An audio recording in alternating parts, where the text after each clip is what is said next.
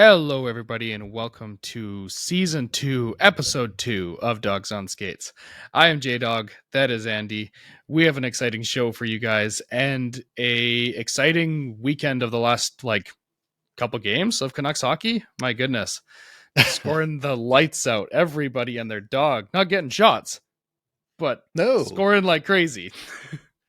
Yeah, I mean, they're going to keep scoring on like a third of their shots the rest of the season, right? I think it's possible. I mean, they're doing it against the Yeah. Panthers and the Lightning. Why not? Yeah. It's easy. What a ridiculous couple of games that's been. Yeah. No kidding. Just ridiculous. And the game started out and I'm watching them and I'm like, this team looks terrible. They don't look like they are remotely in this game. They look like they are a full league level down from their opponent. And then they score and then they score again. And I'm like, so confused. I'm like, I guess we're good enough to compete though. Like my eyes aren't telling the truth. But then we let in 3 goals. I'm like, oh, okay, there it is. But then we kind of come back again. I'm like, what is happening? When you score that many goals on weird deflections and tips and screens, and it's just not really all that sustainable. O'Connors and Sherwoods and Baines and McEachran? Mackenzie McEachran? McEachran? I don't even know. Yeah. It's truly I'm left scratching my head over this team of what exactly are they? Because I know they're injured. They're an AHL team. You talk about them looking like they're from a different level. They largely are. They have a full third of their theoretical starting lineup out. Right. That's a problem. But going into yesterday's game, a game where Elias Pettersson had 2 goals. One a beautiful backhand shelf goal. Amazing. But before that game started, there were 6 players that Pettersson had more goals than. 6 prominent players. Yeah, this is a fun list. Austin Matthews, Philip Forsberg, Logan Cooley, Seth Jarvis, Nikita Kucherov, and Tage Thompson. Future Canuck, Tage Thompson. Future Canuck, Tage Thompson. I'm just speaking that into existence. And I don't think you should stop. I don't understand. 3-4 games ago, he had 14 points in 20 games and was on pace for 60 points. Now he's outscoring some of the elite players in the league. And now Austin Matthews has been hurt, granted. But still, this is I don't know how to rationalize what's been going on. Because in the Bruce Boudreau era, you're like, okay, this team is all offense, no defense. They're going to lose a bunch of high-scoring games. In Rick Tocchet, it's like, okay, they started by winning games. Then they were super defensive, and they're just going to, the games they win are going to be 2-1, 3-1. I don't know what this team is. They're supposed to be a defensive, structured team with their lacking in offense. And that's how they start out. And then they lose their offensive players, and then they get better offensively and worse defensively. Now, I guess they lose Demko, so maybe that's part of the letting goals in problem. But I would say that Lankinen's actually gotten better.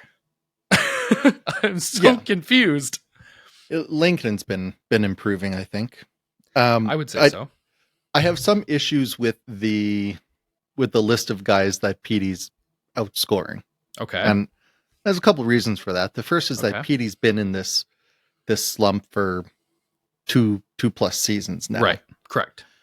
Those other guys, I don't expect that slump to last. And I don't say this to be hey, he's fully back. There's no worries about Pettersson anymore.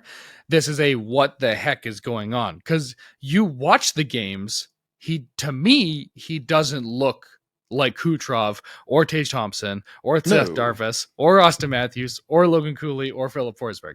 He doesn't look like a single one of those guys. He looks significantly a tier below those guys. And yet, he is by far the leading shot blocker in the league.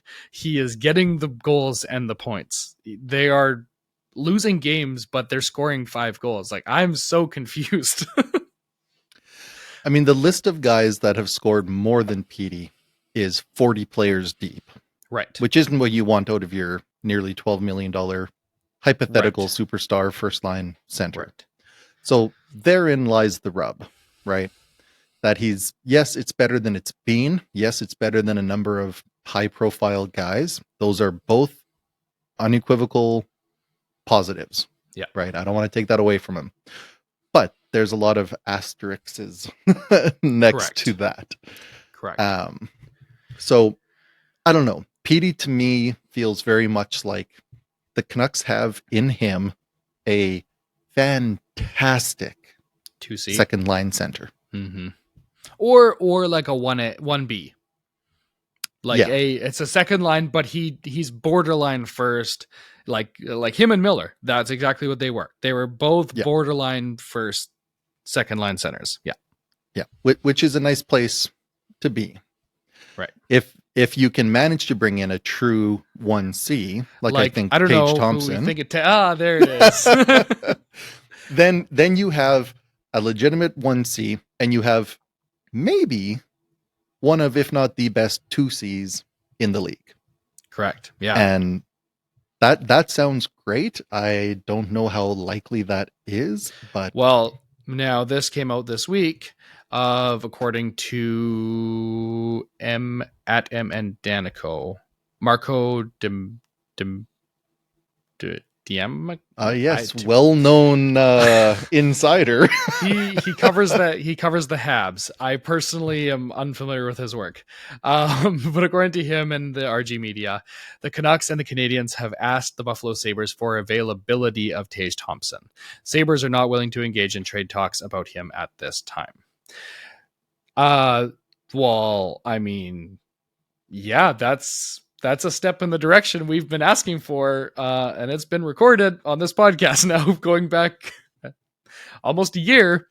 That I mean, started with me. I have loved this guy since I was in university, and he first broke out with the Sabres, and then I got you onto him, I think, last year. You did so, and I am the fact that this came out that they were like seeking a chance to see if he's available and all that sort, like that's crazy exciting if we can start heading down that road. Now, obviously, there is, the Sabres weren't willing to go, or at least according to reports, the Sabres weren't willing to go down that road as of this time. But they are losing and continue to lose, except for last night, and we can get to that. But they are in general losing and continuing to lose. and their general manager is very much on the hot seat.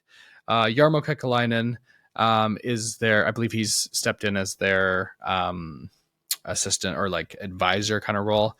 Everyone's looking for him to be the guy to actually take over as the general manager. But I think that like until that happens, I could see this kind of being a bit of a locked grid right now and not a lot happening. But if and when that happens, I would not at all be shocked to start to see moves, because generally new general manager comes in, they want to put their footprint, their stamp on the team, make it their vision. And if you have a player like Tage Thompson who has made it known that he is okay and down to get out of town, if that becomes a thing, like you give sun, moon, and stars to make that happen, in my opinion. Like whatever it takes, I'm game. Pretty much. Yeah. Like who? What? Like I got to imagine that would look something like Willander plus Coots or Lekkerimäki plus draft pick. Like it's going to be a painful package, but that's what it takes to get a game-changing first line center back, right? I think the idea that the Sabres aren't willing to entertain trade talks, it's such a stupid way to word that, right?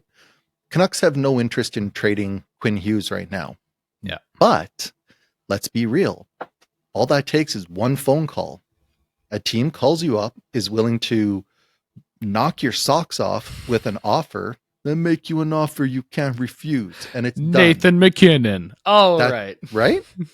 that deal's done in a heartbeat. Right. So it doesn't matter. The Canucks and other teams, guaranteed, are just calling around and they're figuring out, okay, what's like the realm that we're looking at? Like, I know you're not in a hurry to get rid of this guy. Hypothetically, if you were, like, yeah, what are you thinking?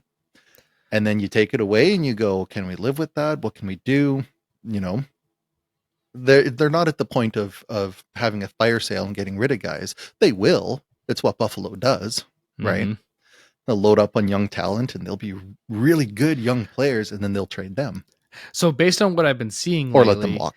If you get Sabres players, you win the Stanley Cup. Look at the Panthers, look at the Golden Knights, look at... I mean... So, I'm poor saying Buffalo, man. We can't seem to win the Stanley Cup.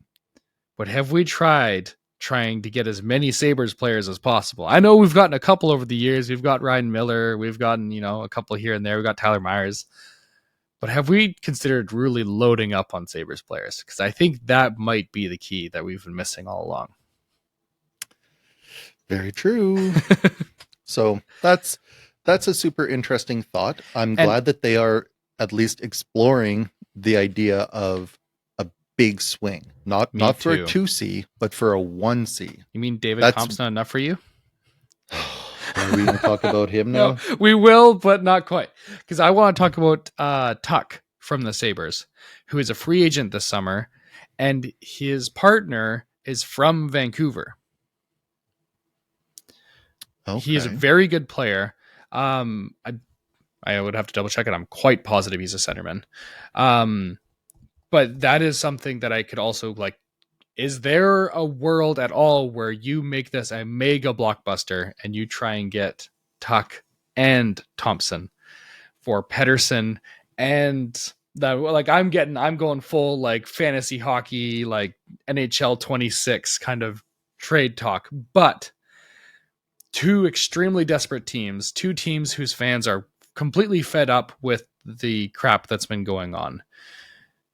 Is there a world where you could do something absolutely crazy and move multiple pieces for multiple pieces? You move Besser and Pettersson or Pettersson and DeBrusk and a first for Thompson and Tuck, something like that. Because mind you, Tuck's a free agent this summer. I know he's from New York, but I don't think that's been like going all that well, and Buffalo doesn't seem to actually, be getting better. So, and actually he's a right winger. But is there something that could be had there? Besser and Pettersson, winger and a center for Thompson and Tuck. No. Question mark. No. No from who? No from Elias Pettersson. And that's your problem, right?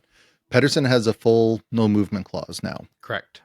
That's why I was desperately hoping that they were going to do something in the summer before that no movement clause kicked in. Because now the only way Petey moves on is with his approval. And who's approving going to Buffalo?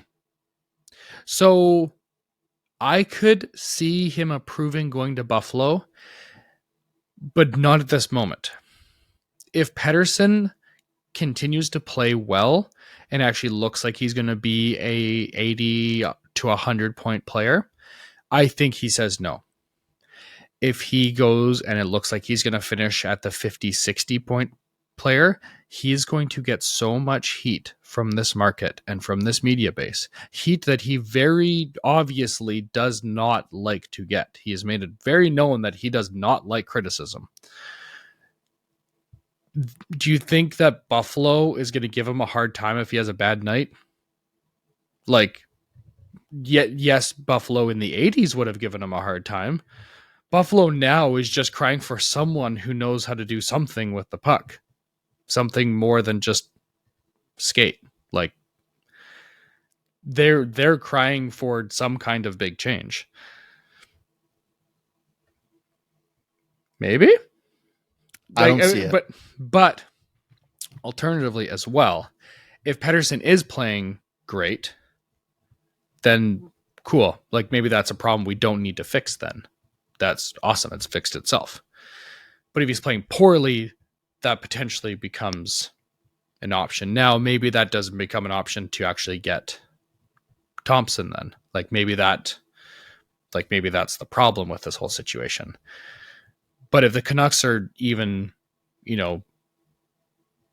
trying to figure out the price on Thompson right now, shows that they have to think they have something. If they didn't think they had anything to offer Buffalo, why waste your time? You can go other places to figure that out. And especially wouldn't come out to us that they were doing that. I just think it would be the young guys, the picks, the prospects that would be part of that deal. Fair. I think, I think I'm very resigned to that. Petey's just going to be around now. Yeah. And you're just going to have to work around his play style, his demeanor, his production, which I don't hate if we can keep getting the guy that we've seen out of the last 2 weeks. The guy who's a legitimate top tier second line center. Even if it looks bad. Because I would argue that it doesn't actually look good watching it. Way he skates, the way he moves on the ice, he's Bambi out there. It doesn't look good. It doesn't look good. But if he can produce, that is ultimately all that fans will care about. If you can put up points, if you can be sound defensively, you're out there willing to block shots. Yeah, that's fine. And by the end of that deal, the money will probably be fine. That's probably what you would have to pay for a 2C. The money will be fine in a year, a couple from of now, ye's. Yeah, if he just stays at this. It's not going to take too long. Mitchell Miller is making, or Mitchell Miller Marner is making $14 million right now. Yeah. No, I know.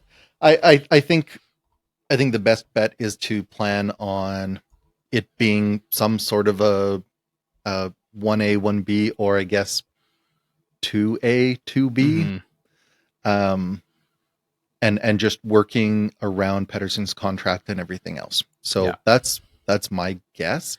I think if they could convince Petey to be part of a deal like that, I think that'd be great. You ship Petey and then, maybe a young guy, maybe both Petterssons, Elias Pettersson, right? So then they get a center back. Sorry, continue. Continue. Can we send Marcus instead? That dude's been driving me crazy lately. That guy's been driving me crazy. He's not been great. The bad penalties, the amount of giveaways, Elias Pettersson hasn't been great either, though. Okay, so maybe I just haven't noticed it to the same degree. Whenever I've been ooh, that was bad. Who? Oh, it was Marcus again. Come on, man.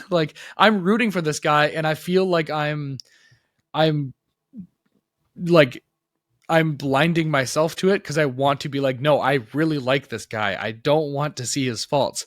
But it's getting to a point now where I'm starting to not be able to ignore it anymore. Dude, please stop. Yeah. So I don't love the fact that the Canucks sent Victor Mancini down to make room for David Kampf. I would much rather have seen Mancini get into some games because I think we have a number of guys who are struggling. Now, he hasn't played in a little bit because he was injured. So I don't mind them. He's already a young guy. It's not like he's a vet. So send him down, let him get some games before coming back to the NHL. I don't hate treat it like a conditioning stint, or especially when you've assignment. got Yuri Patura in goal and you got Garland's off and all these guys are off. I don't hate that because what you don't want to do is send him out to the wolves. I don't mind sheltering a young guy to not have him killed by the 2-time Stanley Cup champions. I don't hate that decision, but I also hope they don't keep him down there too long if guys aren't performing up top, which I don't think they will because they seem to be pretty okay with. They want him to work out. He is there. They got him to work out. So I'm definitely higher on Mancini at this point than I am on DPD. Interesting. Is that a hot take? It feels a little bit, yeah. I think DPD maybe from what he lacks from an offensive perspective, and maybe like a speed, like puck moving defense perspective, he brings in being like a rock star physicality wise. Like he reminds me of like an Arbor Jackai of Montreal, who's like a young guy who's come in that is not willing to stand down to anybody. Like he is going to go every single player. He's going to stick up for his teammates. He's like when Elias Pettersson got decked in a game like 2 weeks ago, Elias was the one to get back up and rock the dude that hit Pettersson in the exact same way. Like that's the kind of edge that sure maybe doesn't look awesome in October, but holy crap, we're going to love that if we can get to that in April. Like it's the Zadorov kind of stuff that you don't love Zadorov right now. You're going to love him in April. And I think that's like exactly where my mind went. Yeah. Yeah. That and outside of him, who's back there doing any of that? Correct. It's not Hughes. It's not Hronik. Myers could, but he doesn't. Okay. Myers grabbed a guy in the Canucks Florida game last night, and he got 4 minutes, and all he did was grab him by the shoulder pads. I don't even. Did he get a 4-minute penalty for being tall and grabbing a guy in the shoulder pads? Like if he's like a small player, like if Hughes grabs that guy, Hughes isn't getting 4 minutes. But all he did was like literally grab him by the shoulder pads, and he was given like what? Yeah. But I love him for the identity of the defense. Like that guy who is like got your back and is going to be able to stand up to anybody. And if he's doing that at like, what is he, like 21, 22, 20, something like that?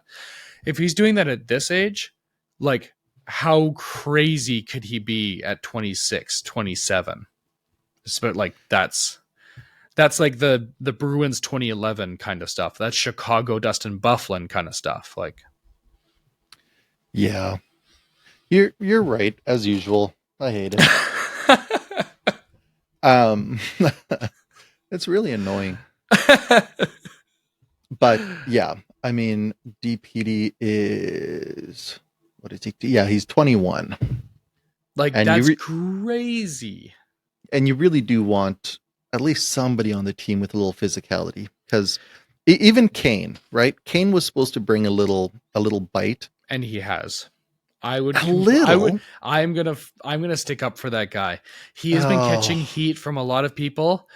That dude engine has not stopped. He has gone out and laid body checks. He has battled for every puck that he's near. One thing I respect about Kane, and I don't think any player is this predictable. He will never pass. Vander Kane doesn't pass. That button on his controller doesn't work. He only shoots the puck. It is wild. Watch the next game. There will be a passing sequence. They will pass, boom, like Quinn to Petey, to Sherwood, back to Petey, over to Quinn to Evander Kane shot.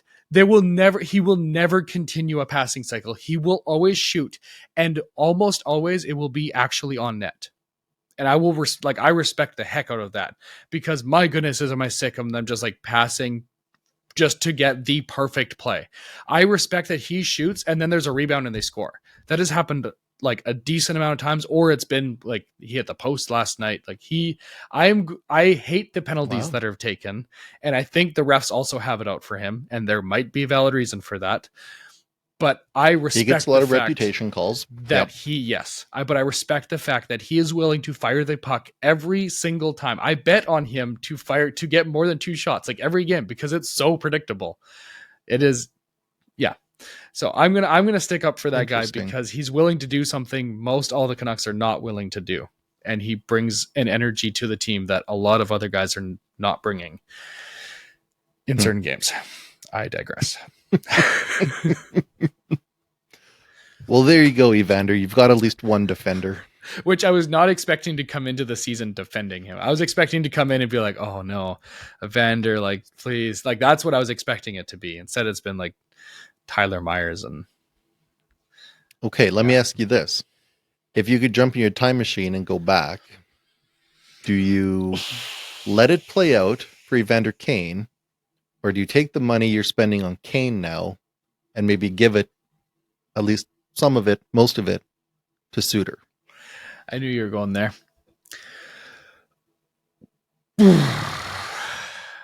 I mean, it's a little bit of an unfair question because nobody could really.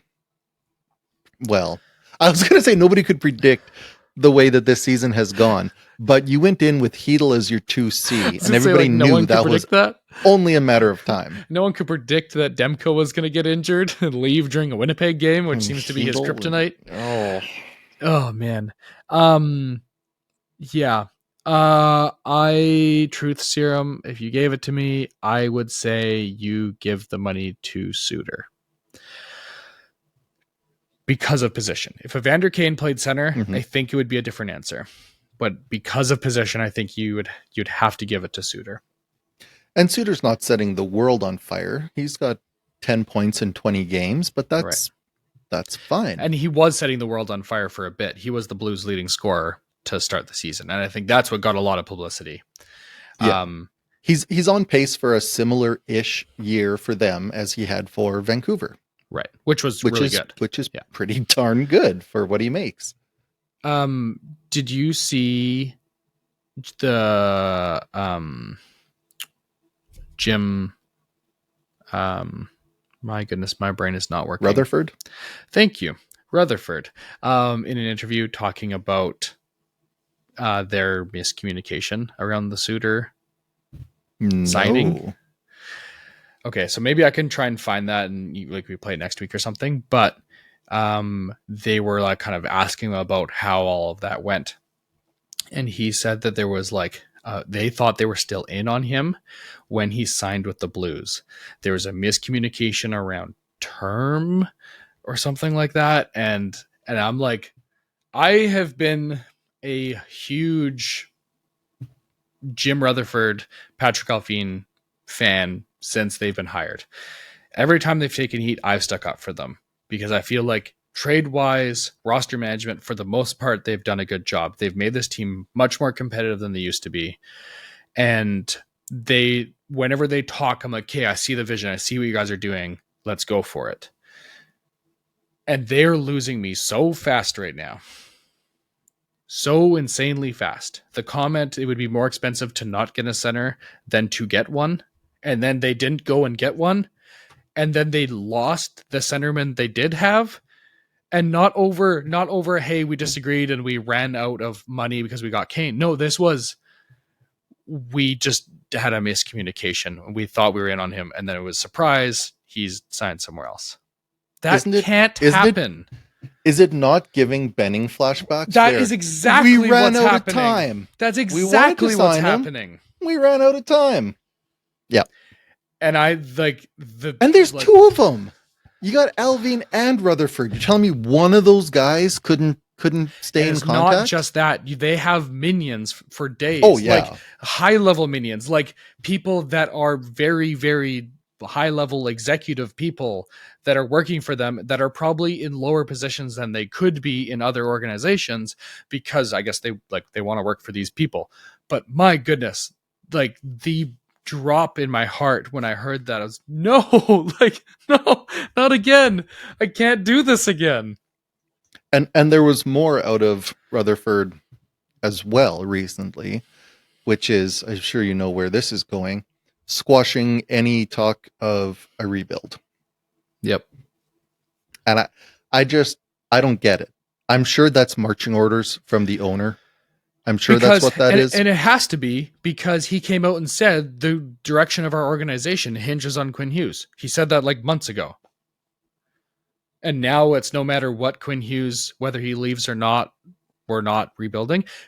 I have a stat from you from Harmon Dial. Canucks 5-on-5 since November 6th. Shot attempts differential with Quinn Hughes on the ice, plus 11.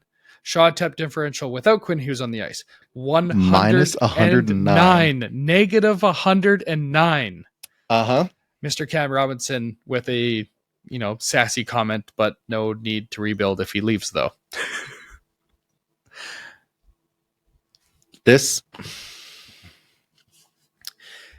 Now, man, I miss the Blue Jays. I was saying it to a coworker today, like, man, the Canucks are just like the antithesis of the Blue Jays. It's all just bad vibes and hopelessness and despair. And I think apathy is setting in for a lot of the fan base. Yeah. Like, I don't remember the last time I've actually like passionately cheered for a Canucks goal. And I'm a very passionate sports fan. Probably the second round versus the Oilers a couple years ago. No, it was this year. Because I was like, I came into it optimistically, as I do into every season. And you fool. I know.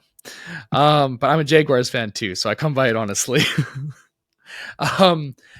The fact that it's been like I'm turning on these Canuck games and I got the volume down a bit. I'm never like getting up and getting angry. I'm like, oh shoot, Panthers scored. Hey, look, we got one. Oh, nice goal by Pettersson. Ah, dang, Panthers got one back. Like, this is like watching, this is like watching the Jays in May. Like, oh shoot. Yes. Yeah. There's a run in. Like, that hockey's not 162 games. Like, it should have more meaning. Every goal should have more meaning. Yep. But it doesn't. And that's the problem. One fun fact, going back to the Pettersson thing, not only do 9 Canucks players have more points than JT Miller, but Pettersson has more than double the points than JT Miller this season. As a little bit of like, a jaded, salty Canucks fan who wasn't thrilled on how JT just kind of gave up on the Canucks when he, was like, oh, okay, I'm done here, and just stopped. Like, I've also quit organizations, but I also tried until I left. It's not like he didn't back check the couple years before that either, but the fact that he's gone there and is like, he's going to go be their savior. It was going to kill me inside a little bit if he went there and was just thriving and was going beast mode. And the fact that he's gone there and they're like, JT Miller has been the worst player on our offense. Like, the New York Rangers fans are complaining, like, where is this guy's back check? I'm like, oh, good. At least he's remained as a JT Miller. It's one of those things where the Canucks had a really good thing going there for a while. And why everybody can't just get along when things are going well. It's like, yeah, I get it. This guy's not your best bud, but you know what? He doesn't need to be. He's your coworker. He's not your friend. Yeah, it's great when you're the Blue Jays and everybody's your best buddy. Like, that's awesome. Yep. But that never really happens. So you put on you put on your professional pants and you go to work and you do your job, right? And if everybody could have just done that, everybody fit, everybody clicked, everybody was pulling in the same direction, it was working. But they couldn't do it. The personalities got too big, the egos got too big, whatever it was. We're not in the room. We don't really know. We've heard snippets here and there, but we don't really know what was going on. But they let it get out of hand and it blew up. Yeah. And it would have been better for everybody, the team, the individual players, the fans, everybody, if they could have just made it work. It's like when Anson Carter, right, with the Sedins, he was lighting it up, had a great year, scored a bunch of goals, and then decided, you know what, I'm the one stirring the drink. I am ace. I am the man. Yep, I'm the star. I'm going to go take my talents to South Beach. Yep. And he stunk. Yep. He had a good thing going. All you got to do is keep showing up and doing your thing. Step 3, yep. Profit. Win. Yep. It's maddening, man. It is. Yeah. Now, like, I don't think the real dilemma for me with how to move forward with this team is that, in theory, and I think there's times, and I think this has gotten worse lately, but our defense isn't terrible. As long as Demko isn't out long term, our goaltending should be pretty solid. Mm-hmm. Our forward depth has been off the charts, championship level depth. Like Florida Panthers at their best, kind of like scoring from the bottom six has been insane. Absolutely don't know how sustainable insane. It is. Correct, but it's been so good. Even going back to like the end of last year, Sherwood was like playing well. Drew O'Connor was playing. Like we were having guys show up. I remember Atu Ratu having like a good end of the season last year, and us talking about him being the Canucks' third centerman. Haha, some foreshadowing there. But like that in the top end of the lineup only recently showing up more and more frequently. So it's like, okay, there is something, but like as that's happening, the back end starts to fall out and we're struggling to have both things working at the same time together. But there's a lot here. They're like, it's not far off for us to get this team to actually being competitive. Like we just trucked Tampa Bay. We just trucked Florida. We brought up Edmonton. They just lost 5-1 to the Buffalo Sabres. But they didn't have anybody in net. I have that clip. Okay, let's go there. Let's do it. Let's bring it up. I love it. Let's do it. Oh, I wish I knew you had the clip. I wouldn't have said that. No, I think it's appropriate. Yeah, empty net for Edmonton. Yeah, it has been most of the night, so it's a difference. But that's on a live broadcast. A live broadcast. Just okay. Was that Skinner? Was that Picard that was in? It doesn't matter. It was Skinner, right? I don't think it really matters.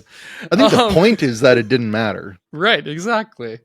I think it was nobody, according to what he said.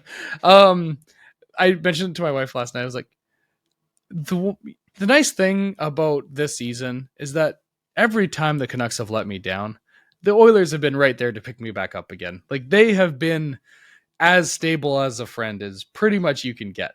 There's a couple times where they hurt me in a couple overtime comebacks, but for the most part, they're always there to give me at least some form of hope and joy in life. My goodness. But I'm looking at these teams struggling and I'm like, we could be good. If you have to trade Hughes, if you could get a top 6 centerman, that same kind of centerman we're talking about, if you can get a Tage Thompson type player and a top 3 defenseman in return, I don't think you're actually terrible. And I think that's a very reasonable return for Quinn Hughes. Yeah.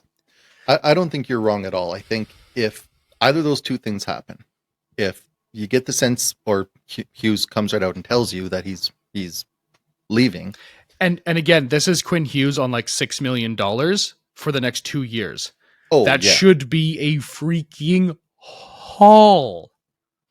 Hughes, I probably didn't take a picture of the stats, but he's number 1 in puck possession time. He's number 1 in zone exits, zone entries, in points per game. I think he's number 2 in points per game this month behind Nathan McKinnon. Yeah, leads. Well, I think first amongst defensemen. But he's number 2 amongst all players behind Nathan McKinnon. It's ridiculous. He's doing ridiculous Quinn Hughes things again, and to have him at that kind of a ticket on that kind of a price for 2 seasons, he would have incredible value. So I think you're right. I think if he indicates that he's going to go, you can get enough of a haul back that you can immediately, more or less, get back to where you are now. But I also think that if all they did was get healthy, and when I say healthy, I'm not talking about Hedl coming back. I imagine Hedl's probably done. If he's not done, you have to expect that he's a bonus for when he's in, but you can't count on him at all. Right. So I think if everybody else gets healthy, and you go and you bring in your 2C, your 2A 2C or 2B 2C, your other top centerman. I think you're right there. Yeah. I think if you're healthy and you bring in another center, you're right there. You can probably compete with any team on any given night. Will you be consistent enough to win and go on a deep run? Maybe not. But I don't hate the team. I don't hate how it's structured if they can get healthy and add a center. But you should be able to compete with the Ducks, with the Kings, with the I don't know, man. Wild. Ducks are good suddenly. Like, now the Ducks are suddenly good, but you should be able to compete with them. Yeah. Like, you're good all through the lineup. Yeah.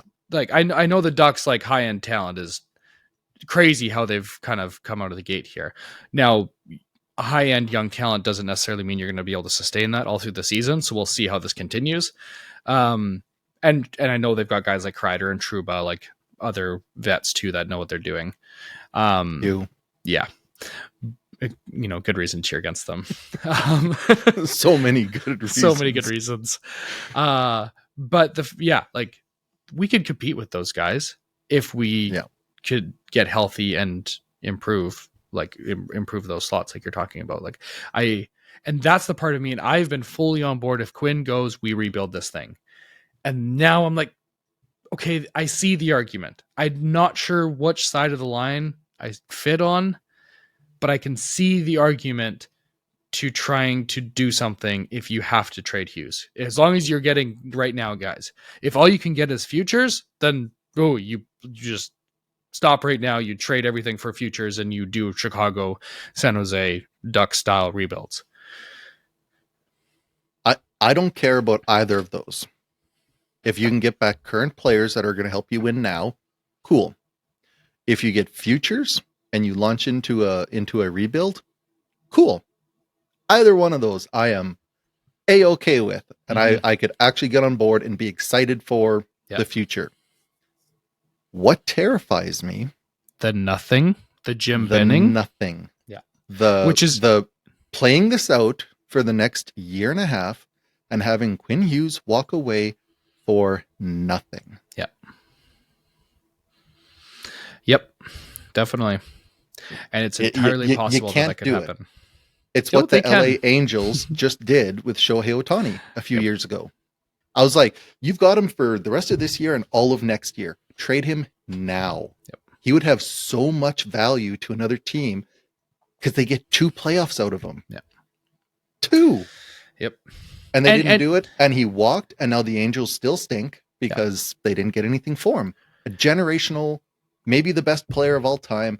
And they got nothing for him. They could have been a competitive team. Some other competitive team would have given you their entire friggin' roster for Shohei Ohtani. Same thing. The Blue Jays. You could go and you could knock on anybody's door and basically pick your player off of another team, short of McKinnon and McDavid probably. There's probably not a guy you couldn't pry loose for Quinn Hughes. Would Edmonton give up Draisaitl for Quinn and a 3rd round pick?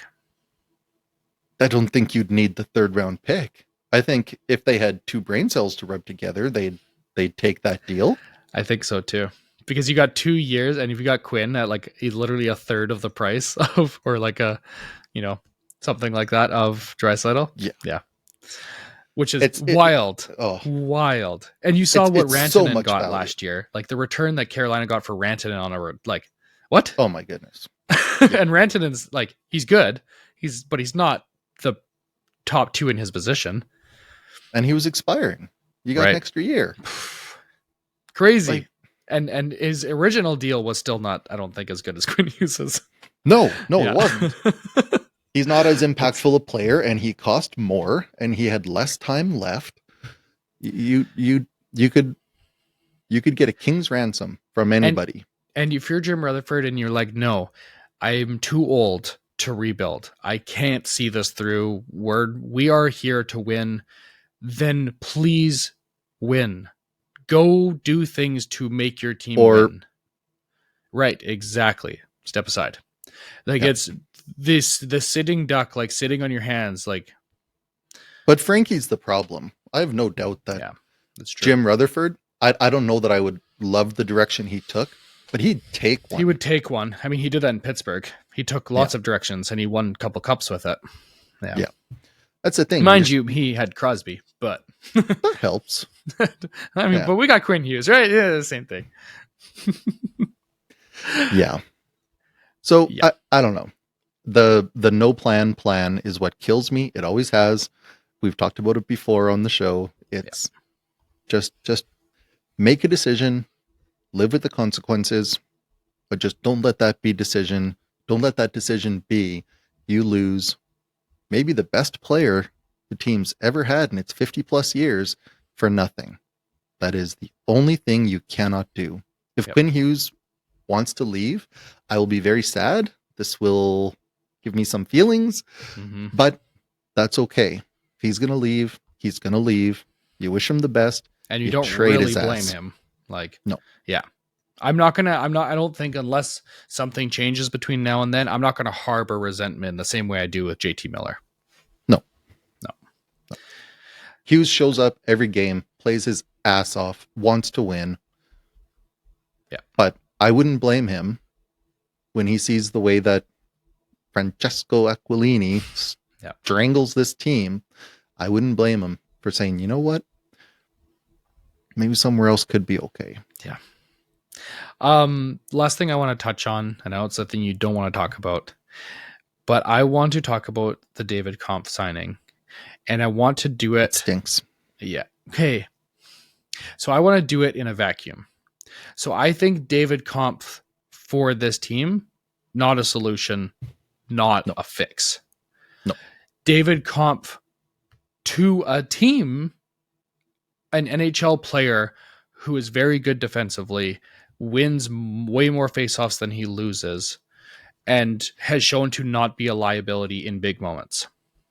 That's generally seen as a positive, especially when you're getting that guy at essentially league minimum, like for 1 year. That is seen as a positive. So in a vacuum, I see this as a positive for the Canucks. Plus, it's a centerman. Plus, it helps with their penalty kill and helps with their face-off percentage. As a fix, no, that doesn't fit in that category. This fix, there's like two categories here. There is like moves to try and make the team better and moves to try and actually fix the problem. This is not in the fix the problem category. This is, hey, let's make this move now so that if we do fix the problem, we didn't miss out on that move just to make the team better in general. And that's the thing I like it in a vacuum to make the team better. I think it improves a weakness the Canucks have. And if you're like, ever change your mind, you put him on waivers. He's like making $1 million. Who cares? Like, someone will take him. The Leafs will take him back at that. He's a bandage on a bullet hole. And how did he do? So he's been in one game. How did he do? I don't have the stats for you. I know he won more faceoffs than he lost, which is what he was supposed to do. How'd the score go with him on the ice? I have no idea. Now, there was 8 goals, so this should maybe be taken with a giant grain of salt. No, because you could also say Bobrovsky had let in 5 goals on 12 shots. Yeah, Canucks scored 5 goals. If Kampf was in on 3 or 4 of them, if he was on the ice for a couple of them, that'd be one thing. I would also say that Yuri Petura was probably not NHL caliber, other than the crazy save that he made. No, but I would say he might have outplayed Bobrovsky. There's an argument to be made. But sure, give it to me. Setting that aside, the Canucks were outscored 5-0 with him on the ice. With David Kampf on the ice. There you go. So much like most players, I want to get an actual sample size before I make a determination. The sample size I have to look at is what he has played up to this time. But for a guy who's coming in to be a defensive guy, not at all a great start. Now, you hop into a new team with new systems, everything is new, and you're playing, a team that just won 2 Stanley Cups. I'll give the guy slack a little bit on, he literally just flew in to play in that game. It's okay. I'm not going to call the alarm bells quite yet. That's not great. That's not the kind of start you want. We'll see. But say that is the case, and he is just garbage. He's making $1 million. You just put him on waivers. Who cares? Yeah. That's the thing I like. If this was 0 risk and something that he could easily be, Bluger was supposed to be back. The coach talked yep, Bluger should be next. Now they just came out and said Bluger is actually going to be week to week. So something set back there. If this is his whole career, he has been pretty much a carbon copy of Bluger. And I think Bluger is a positive to this team. So if he could just be Bluger, I think that's great. And I think like there's been a lot of sass come out of Canucks fan base because we're like, hey, we need a fix, and we got David Kampf. Like, no. Those two things I think can happen separately. The team can make wise decisions for their hockey club and have that not be the fix. Like, we could still be angry about the fix not happening and still be like, oh, that was, a good move. But that's a different conversation. That's irrelevant from what we're actually talking about here. Yeah, that's fair. I do want to also make a brief comment about Jiri Patera. Sure. Yeah, he gave up seven goals. But man, like save of the year candidate. Holy crap, that glove save was insane. And the team in front of him, a guy playing his first NHL game in years, gives up 41 shots against. Mm-hmm. Yep, sounds about right. And that show up for the guy. They used to show up for Spencer Martin. But that is the part of this team that shows like they're like the both the Tampa game and the Florida game and the Winnipeg game. You watch it and you're like, there is a clear one team is better than the other one, just watching the flow, how the game is being played, and you look at the shot clock. Like, it's pretty obvious that the Canucks are not on the same level as this team. And yet the goals are going in, so it makes it really, really confusing to try and be like, what is actually going on? Because technically, if you score the goals, you win the game. That's, at the end of the day, that's all that really matters. But it's a PDO thing. Confusing. Yeah. It's a PDO thing. The Canucks rode the PDO wave a couple seasons back to a pretty hot start, and they're kind of doing it again. But you're not going to score on 30% of your shots for very long. To clarify, what do you mean by PDO? PDO is just I don't know the exact like formula to get to it, but it's a measure that is a proxy for puck luck. So yes. If you're getting lots of shots but nothing's going in, you're dominating possession, you're getting a lot of high danger chances, but the puck's just not going in the net, you'll be really, on one extreme. Mm-hmm. If you're getting a ton of goals, but you're not getting any shots and you're getting caved in on possession and all the rest, you'll be at the opposite end. And the idea is that over time, things will average themselves to the mean. Out. Yes. Thank you. That's the thing I was looking for, but it wasn't going to happen for me. So the Canucks were on one extreme previously where they're scoring on every shot. And everybody's like, this is great. The Canucks are the greatest team of all time. And everybody's like, whoa, hold on. They're getting extraordinarily lucky that they're scoring as much as they are. Yeah. No, this is different. The Canucks are great. And then they regress to the mean. Mm-hmm. And it's the same thing now, right? They're scoring on a ton of their shots. It's not going to last. Mm-hmm. It can't last because the other teams in the league are not that bad. The funny part of it is this weird stretch is happening when they're going on their gauntlet road trip. Like, they're like, all right, buckle up because we got Carolina. Then we got Winnipeg. Then we got Winnipeg. Then we got Carolina. Then we've got both Florida teams. And then I think we got like Colorado in here somewhere, or we had Colorado. It's nasty. Like, it's terrible. And we're like, no, we're good. We can get these teams to overtime and maybe win a game in the third period. And like, what the heck? Yeah. And they deserve some credit for not giving up. Yeah. You do. You got to give them some credit. And I think they're missing a lot a of ton credit of guys to their bottom six players. The Sherwoods, holy, that guy's been going off. Like, even the passes he's making now are insane. That crazy no-look pass to DeBrusque, like, what the heck? Scorewood. I think we got another name. Oh, that was beautiful. That was completely accidental. Sherwood scored a bunch last year, and I thought, oh, this is lovely for him. How it's great. So fun. Yeah. It's not gonna keep happening. This is just he's on a heater.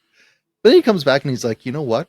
I bet if I hit just slightly less, I could score even more. Okay. Okay, dude's on pace for like 40 goals this year. Okay, sure. I think okay, he must have went and trained with like Connor Bedard and Sidney Crosby, and it's like, all right. So how do you guys like dangle? Okay, so like how do you do like the no look passes? All right, so like shorthanded breakaways. How do we do that? All right, we got this. Let's go. I think I got this. Yeah. It's crazy. So cool. Good for him. He's gonna get so paid. Like there's a couple movies that I'm trying to the names are escaping me right now, but where essentially like people get like, you know, like basketball players, they'll get like their shoes, and then the basketball player loses his talents, but the person who has his shoes are like crazy good at basketball all of a sudden or something like that. Like that's what this is like. Sherwood, whose stick did you steal? Like whose skates are those really? 12 goals in 21 games. 12. And Nashville didn't have a spot for $1.5 million. He makes $1.5 million. Yeah. And that kind of he's stuff going to go from he's going to go from 1.5 to 5.1 on his next deal. More than that. He also hits. Do you know how much Toronto would give for a player like that who shows up in the playoffs? They might be hesitant because they just did it with Joshua, and I don't think they're a big fan of how that's working out.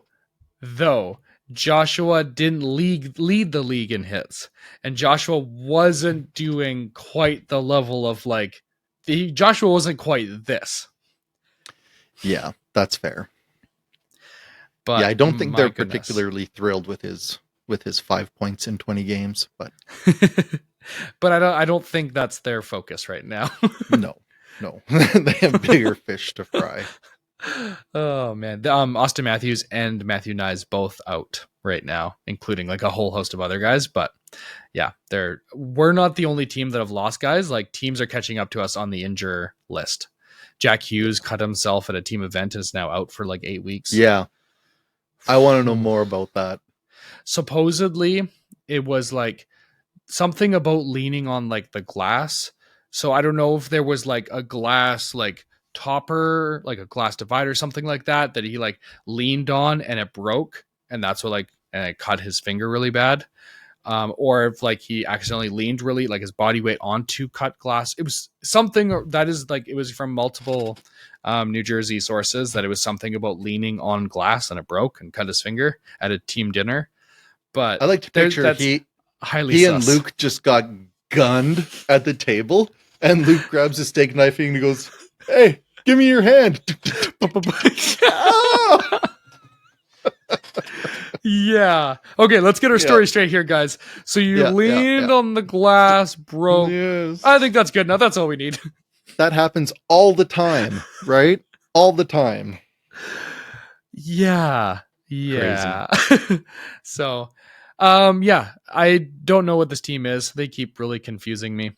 And I guess we'll just keep watching and finding out more of what this team is. But I really hope Pettersson can keep rolling, because at the very least, if we can get him back, that will be a huge help. And if we end up being like, no, we have to trade, at least his trade value will be back up too. Like there's a win-win there. So definitely. Yeah. Onwards and upwards. That's all for me. Is there anything else you got, Andy? I got nothing. All right. Well, until next time. Peace. Peace.